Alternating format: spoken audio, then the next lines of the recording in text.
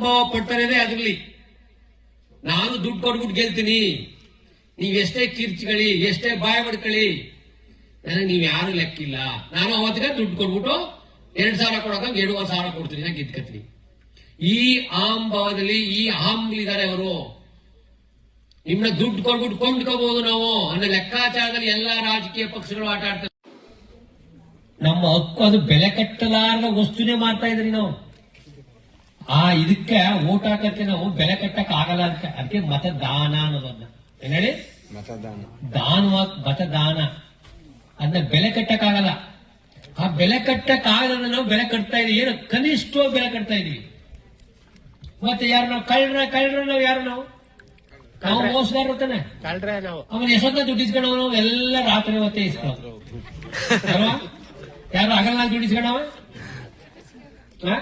ಈ ತರ ಇದ್ದಾಗ ನಮ್ಗೆ ಕ್ವಶನ್ ಮಾಡೋದ್ರಲ್ಲಿ ಅರ್ಥ ಏನಿದೆ? ಪೂರ ನಾವೇ ಹುಡ್ಕೊಳ್ಳೋ, ಬೇರೆ ಬೈಬೋದು ಬೇರೆ ಏನೋ.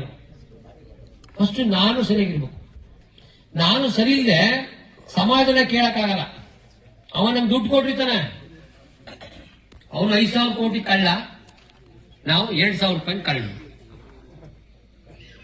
ಅಲ್ವಾ?